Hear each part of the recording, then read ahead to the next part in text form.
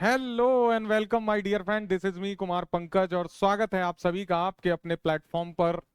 दोस्तों, crack now पे हम लोग चला रहे हैं Bihar special complete GK series, जिसमें बिहार की जियोग्राफी वाले सेगमेंट को हम कंप्लीट कर चुके हैं और हमने शुरुआत की थी बिहार के इतिहास को समझने की। उस क्रम में हमने प्राचीन बिहार का इतिहास को पढ़ा था और अब हम पढ़ रहे हैं बिहार के आधुनिक इतिहास को, या कहें मॉडर्न हिस्ट्री ऑफ बिहार। और इसके संदर्भ में हम लोग बिहार में यूरोपियों का आगमन से लेकर समस्त बिहार से संबंधित इतिहास को, हिस्ट्री को जानने का प्रयास करेंगे और उन सभी महत्वपूर्ण प्रश्नों को भी इसमें कवर करेंगे जो बिहार में पूछे जाते हैं। तो आप सभी से मेरा अनुरोध है कि इस क्लास को ज्यादा से ज्यादा लोगों के साथ शेयर कीजिए और अपने क्रैक नाउ को और बड़ा प्लेटफॉर्म बनाने में हमारा सहयोग दीजिए। तो प्लीज शेयर जरूर करा करिए। 2-4 लोगों को आप शेयर करेंगे तो हमारा काफी उससे प्रोत्साहन बढ़ेगा। तो प्लीज करा करिए शेयर और लाइक। चलिए शुरू करते हैं। आज का महत्वपूर्ण टॉपिक है बिहार में यूरोपीय व्यापारी वर्ग का प्रावधान या प्रादुर्भाव, और यहां से शुरू करते हैं हम बिहार में आधुनिक इतिहास को समझने का। दोस्तों, आपसे क्वेश्चन पूछेगा कि कौन सी शक्ति बिहार में सबसे पहले आई, तो आपने बताना पड़ेगा कि पुर्तगाली जो हैं वो बिहार में सबसे पहले आए थे। कौन आए थे? पुर्तगाली जो हैं वो व्यापार के लिए बिहार में आने वाले पहले व्यापारी थे। सबसे पहले जब पुर्तगाली भारत में आए तो आपको पता होगा कि उसी क्रम में इनका जो हुगली है वहां पर एक व्यापारिक केंद्र था और उसी से होते हुए नाव के थ्रू ये पटना आया करते थे। और जब ये पटना आते थे तो इन लोगों को पता चला कि बिहार जो है वो सोरा उत्पादन के लिए काफी फेमस जगह है। और इसी क्रम में जब इनको पता चला कि बिहार में सोरा होता है तो सोरा की खरीद के लिए या सोरा के उत्पादन को देखते हुए जितनी भी औपनिवेशिक शक्ति बिहार में आई सबका ध्यान गया, जो भारत में आई उनका ध्यान गया बिहार की ओर। तो बिहार में भी फिर इन लोगों ने प्रयास किया कि सोरा को खरीदा जाए और अपनी व्यापारिक जो केंद्र है उनको बिहार में स्थापित किया जाए। सबसे पहला प्रयास किया अंग्रेजों ने और इन्होंने 1620 ईस्वी में ही पटना के आलमगंज में अपनी फैक्ट्री स्थापित की। कहां? पटना के आलमगंज में 1620 ईस्वी में। लेकिन 1621 ईस्वी में ही ये जो फैक्ट्री है ये बंद हो गई और फिर यहां पर इनको 1651 ईस्वी में जब पीटर मुंडी भारत आएंगे तब ये वापस फैक्ट्री खोलने का मौका मिलेगा। तो ध्यान रखेंगे, अगर आपसे पूछता है अंग्रेजों की पहली व्यापारिक केंद्र तो 1620 में पटना आलमगंज में, हालांकि ये बंद हो जाती है। तो इसलिए वास्तविक सफलता इनको व्यापारिक कंपनी खोलने में मिलती है 1651 में। तो कई जगह आप ये देखोगे कि बिहार में सबसे पहली फैक्ट्री किन्होंने स्थापित की, तो डच आपको दिखाई देगा और ईस्वी दिखाई देगी 1632 ईस्वी। ये इसलिए है क्योंकि प्रयास अंग्रेज कर रहे हैं 1620 ईस्वी में ही, लेकिन वो सफल नहीं हो पाते, खुलते ही बंद हो जाती है ये कंपनी। इसलिए आपको कई जगह ये दिखाई नहीं देगी। लेकिन फिर भी अगर ऑप्शन में आपको ये दिखाई दे कि अंग्रेजों की पहली कंपनी 1620 पटना, तो वो सही हो जाएगा, ये भी ध्यान रखना होगा। तो जो पहली बिहार में कंपनी स्थापित हुई वो 1632 ईस्वी में पटना में हुई, जो डच फैक्ट्री की स्थापना थी। वर्तमान में आप इसको बिहार कलेक्ट्रेट देखते हो। यहाँ पर क्या देखते हो? बिहार कलेक्ट्रेट के तौर पर आप इसको देखते हो, पटना कलेक्ट्रेट है ना। तो ये पटना में स्थापित हुई थी और आपको पटना कलेक्ट्रेट की नाम से अब ये बिल्डिंग दिखाई देगी। तो याद रखेंगे आप दोस्तों, 1632 में डच फैक्ट्री की स्थापना कौन कर रहे हैं? तो डच कर रहे हैं। कहां कर रहे हैं? पटना में कर रहे हैं। अब बात आती है कि भाई जब अंग्रेज भारत में प्राथमिक तौर पर आए और इन्होंने जो व्यापारिक केंद्र की स्थापना की, तो ये क्या सिर्फ जो है इनकी रुचि सोरा में थी? तो ऐसा नहीं है। इनकी रुचि जो है सूती वस्त्र, अनाज और सोरे की प्राप्ति थी। फिर उसके बाद इनका ध्यान जो है गया नील की ओर। किसकी ओर? नील। और आपको चंपारण सत्याग्रह पता भी होगा, निलहे किसानों के लिए गांधी जी ने किया। तो सूती वस्त्र, अनाज, सोरा और नील, इनका बहुतायत से जो है खरीद की जाती थी अंग्रेजों के द्वारा बिहार से, अगर कहीं आपको पूछ ले। 1632 ईस्वी में पटना में डच फैक्ट्री की स्थापना हुई, ये मैंने बता दिया है आपको। फिर बिहार के सूबेदार थे उस समय शाइस्ता खां, ध्यान रखेंगे इस क्वेश्चन को। बिहार के सूबेदार शाइस्ता खां के द्वारा व्यापार पर, ट्रेड पर टैक्स लगा दिया गया, इसलिए जो है ब्रिटिश फैक्ट्री का प्रमुख था जॉब चारनॉक, इसने हुगली शहर को लूट लिया। इसी क्रम में 1717 में दोनों पक्षों में समझौता हुआ, किस किस में, तो जॉब चारनॉक और सूबेदार शाइस्ता खां जो बिहार का सूबेदार था, इनमें जब समझौता हो गया तो फारुखसियर ने अंग्रेजों को बिहार और बंगाल में व्यापार करने की अनुमति पुनः दे दी, स्वतंत्रता दे दी। और ये जो सूबेदार है, ये किसका सूबेदार था बिहार में, तो ये था फारुखसियर का, ये बात ध्यान रखेंगे, नाम है शाइस्ता खां। यहां से क्वेश्चन बनता है, इसलिए मैं इस फैक्ट्स को आपको इस क्रैश कोर्स में कवर करा रहा हूं। अगर आप लोग क्रैक नाउ से फाउंडेशन कोर्स के माध्यम से जुड़ना चाहते हैं या टेस्ट सीरीज के माध्यम से जुड़ना चाहते हैं जो हम बिहार के प्रत्येक एग्जाम के लिए चलाते हैं, तो आपको इस नंबर पे मैसेज करना है या कॉल भी कर सकते हैं और आप इस प्रोग्राम से जुड़ जाएंगे और इसका लाभ ले पाएंगे। ऑनलाइन ऑफलाइन दोनों ही है, हमारा ऐप भी है। आप अगर ऐप से जुड़ना चाहते हैं जहां पर आपको बहुत सारे इंटरेस्टिंग वीडियोस, पीडीएफ सब मिलते हैं, तो आप विदाउट स्पेस लिखेंगे क्रैक नाउ और प्ले स्टोर पर आपको ये ऐप मिल जाएगा, तो इनसे भी आप जुड़ सकते हैं। ठीक है, चलिए आते हैं अपने वापस क्वेश्चन पे।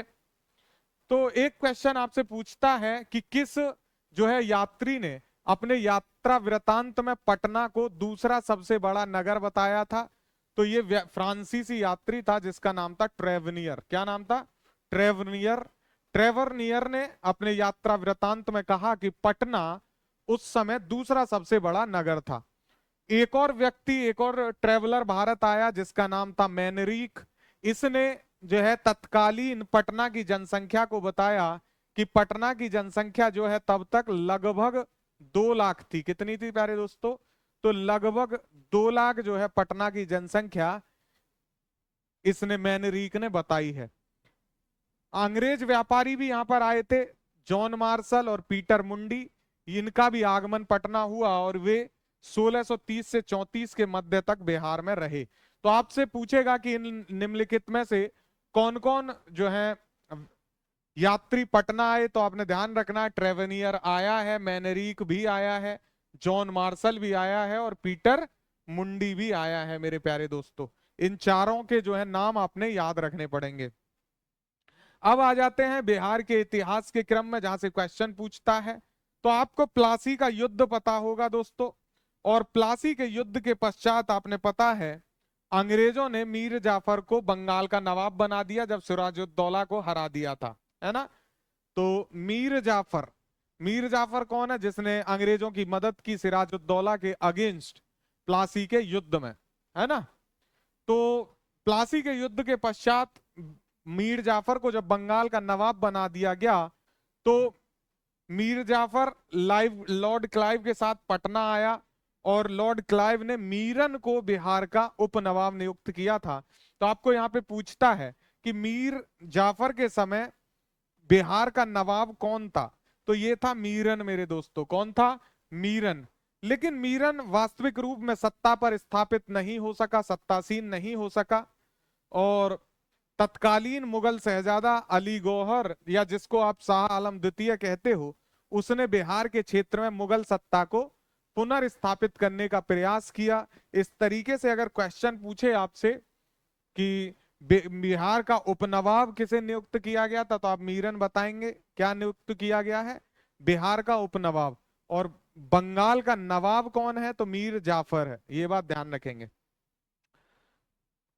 तो आप अगर समझे, एक क्वेश्चन बिहार से पूछा जाता है कि बिहार में जो है भीषण अकाल कब पड़ा, तो भीषण अकाल पड़ा था 1783 में। और ये इसलिए इंपॉर्टेंट है कि जब ये 1783 में बिहार में भीषण अकाल पड़ा, तो अंग्रेजों ने अनाज के भंडारण के लिए पटना में गोल घर का निर्माण करवाया था ताकि इसमें अनाज इकट्ठा किया जा सके और अकाल की स्थिति में उसका प्रयोग किया जा सके।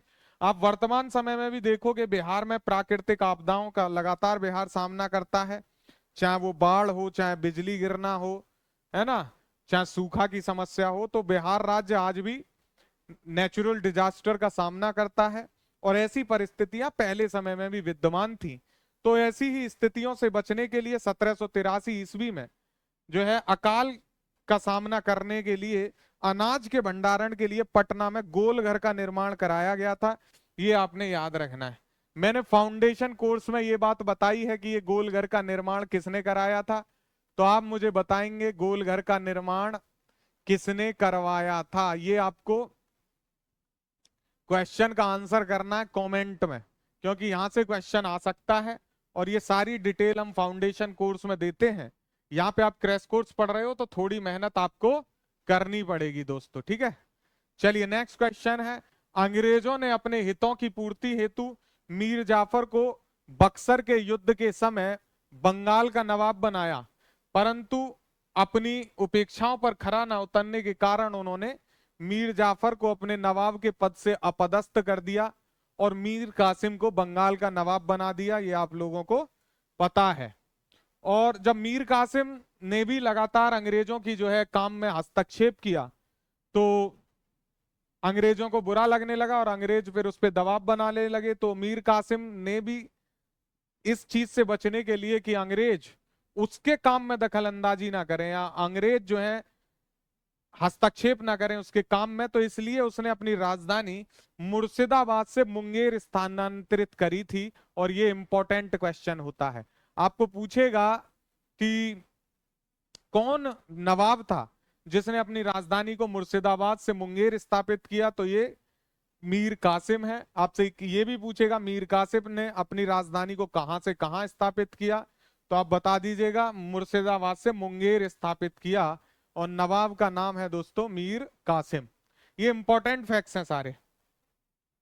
अंग्रेजों की नीतियों से असंतुष्ट अवध के नवाब सुजाउद्दौला, मुगल बादशाह शाह आलम द्वितीय और बंगाल के अपदस्थ नवाब मीर कासिम, ये अब हटाया जा चुका है पद से। और इसी के बाद जो है बक्सर का युद्ध होगा 1764 में। 1757 में प्लासी का युद्ध हम लोग देख चुके हैं। तो प्लासी का युद्ध किसके खिलाफ था? प्लासी का युद्ध था मेरे प्यारे दोस्तों सुजाउद्दौला के खिलाफ। किसके? सिजाउद्दौला, है ना। ये दो अलग अलग नाम है, एक है सिराजुद्दौला। तो प्लासी का युद्ध हुआ है सिराजुद्दौला के खिलाफ, है ना। किसके? सिराजुद्दौला। और इसके मीर जाफर ने इसमें जो है अंग्रेजों का साथ दिया। तो मीर जाफर, मीर मदान और नवाब धनपत राय जैसे लोगों ने जब साथ दिया तो अंग्रेजों ने सिराजुद्दौला को पराजित किया और मीर जाफर को नवाब बनाया। फिर मीर जाफर को नवाब से हटा के मीर कासिम को नवाब बनाया। और मीर कासिम ने भी जब अपना काम करना शुरू किया तो उससे नाराज हो गए उन्होंने और अपदस्थ कर दिया मीर कासिम को।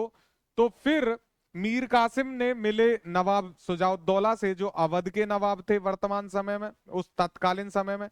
और मुगल बादशाह थे शाह आलम द्वितीय, ये भी नाराज थे उनसे, अंग्रेजों से। तो इन लोगों ने मिलके जो है युद्ध किया अंग्रेजों से। और अंग्रेजों का नेतृत्व कौन कर रहा था? तो हेक्टर मुनरो कर रहा था दोस्तों। अब हेक्टर मुनरो के नेतृत्व में जो है अंग्रेजी सेना, ब्रिटिश सेना ने इनको पराजित कर दिया। और बिहार में बक्सर में हुआ ये युद्ध 1764 का, ये युद्ध कहा जाता है निर्णायक युद्ध, क्योंकि इसमें अंग्रेजों की विजय हुई और बदले में अंग्रेजों को बंगाल, बिहार और उड़ीसा इनकी दीवानी जो है प्राप्त हो गई, दीवानी अधिकार प्राप्त हो गए। और इसी के साथ अंग्रेजों का भारत में राजनीतिक शक्ति के रूप में उभार शुरू हुआ। बंगाल में द्वैध शासन की शुरुआत हो गई, एक तरफ जो है प्रशासनिक शासन चल रहा है और एक तरफ जो है राजनीतिक व्यवस्थाएं चल रही हैं। तो ये भी ध्यान रखेंगे द्वैध शासन की शुरुआत कब से होती है। तो द्वैध शासन की शुरुआत हो रही है जो है बक्सर के युद्ध के बाद। अच्छा, आपसे पूछेगा कि जो ये बंगाल, बिहार और उड़ीसा की दीवानी है ये किसने दी थी? तो शाह आलम द्वितीय से जो है ये ली गई, बदले में इनको कड़ा का क्षेत्र दिया गया। ये सब मैं आपको डिटेल में पढ़ा चुका हूं क्रैश कोर्स में, यहां हम उस पर चर्चा नहीं कर रहे हैं क्योंकि बिहार का इतिहास अभी देख रहे हैं। तो शाह आलम द्वितीय के द्वारा बंगाल और उड़ीसा, जिसको वर्तमान में ओडिशा कहा जाता है, उसके क्षेत्रों में लगान वसूली का अधिकार दे दिया था, जिसको हम कहते हैं दीवानी अधिकार, है ना। तो एक होते हैं दीवानी अधिकार, एक होते हैं फौजदारी अधिकार, ये आपको पता होगा। तो दीवानी अधिकार जो होते हैं ये राजस्व से संबंधित होते हैं। तो ये राजस्व से संबंधित अधिकार जो है ये कंपनी को दे दिए, जिसमें लगान वसूली का अधिकार आता है। और बिहार के सामान्य प्रशासन पर भी अंग्रेजों का नियंत्रण स्थापित हो गया। 1665 ईस्वी में बिहार और बंगाल क्षेत्र को द्वैध शासन के अंतर्गत लाया गया, ये आपने ध्यान रखना है। शाह आलम द्वितीय के साथ ऐसी संधि की थी, किसने की थी?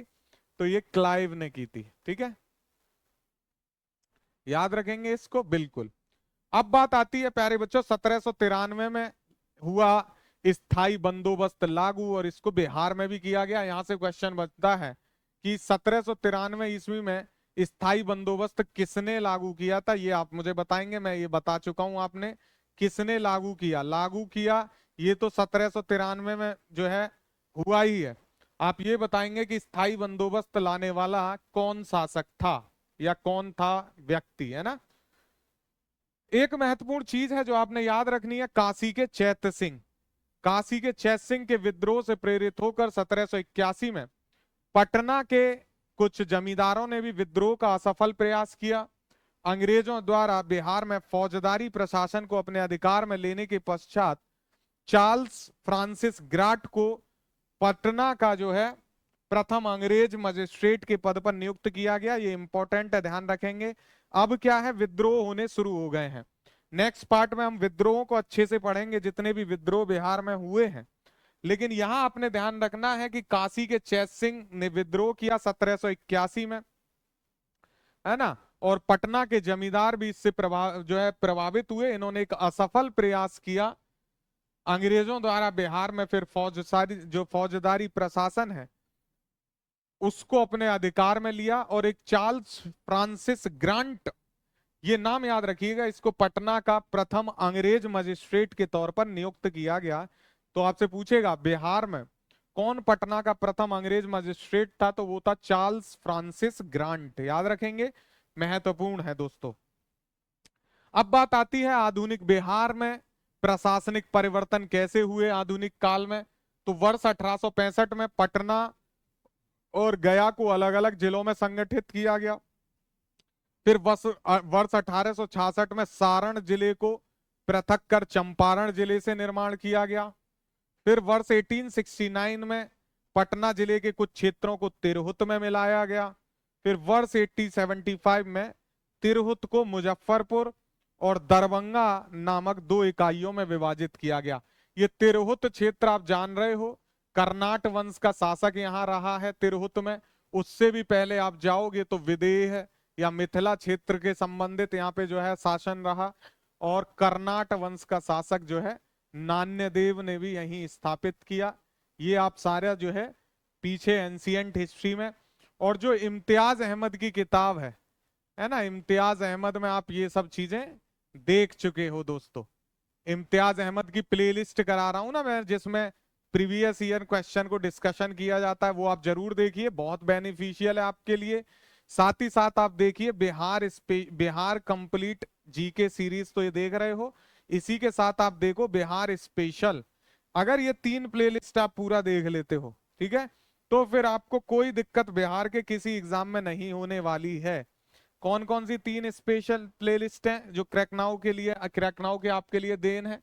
तो एक है इम्तियाज अहमद PYQ सीरीज, दूसरी है बिहार स्पेशल, तीसरा है आपका कंप्लीट जीके, जिसकी एक वीडियो आप अभी देख रहे हो, है ना, ये कंप्लीट जीके है। ये 3 सीरीज आप 3 जो है प्लेलिस्ट आप देख लीजिए। बिहार का कोई एग्जाम आपसे नहीं छूटेगा, ये दावा है मेरा। मेहनत बस आपने करनी है, दिशा में आपको दिखाते चलूंगा। तो ये था आज का महत्वपूर्ण क्लास, जिसमें हमने आपके साथ डिस्कस किया महत्वपूर्ण बिहार में जो है यूरोपीय कंपनियों का प्रादुर्भाव। आप ऐसी सभी क्लासेस को देखना चाहते हैं तो आप हमारे ऐप पे जा सकते हैं। ऐप पे जाने के लिए मैंने आपको बताया, आप क्रैकनाउ लिखिए without any space play store पर, और प्ले स्टोर पे जाके आप हमारे ऐप का ऐसा आइकन दिखेगा, आप इस आइकन वाले जो है ऐप को फोन में डाउनलोड करिए। अपनी जीमेल आईडी या मोबाइल नंबर के साथ आप जो है लॉगिन कर सकते हैं, पासवर्ड बना लीजिए और आराम से देखिए। PDF भी वहां मिलेंगी आपको फ्री ऑफ कॉस्ट। तो आप इसका बेनिफिट वहां ले सकते हैं। आपको हमारे किसी प्रोग्राम से जुड़ना है, टेस्ट सीरीज या फाउंडेशन कोर्स या क्रैश कोर्स, तो आप इस नंबर पे टेक्स्ट कर सकते हैं। हमारे यहाँ ऑनलाइन ऑफलाइन सब कुछ मिलता है, आप उसका भी लाभ ले सकते हैं। बाकी पढ़ते रहिए। All the best for your exam. Have a great day. जय हिंद।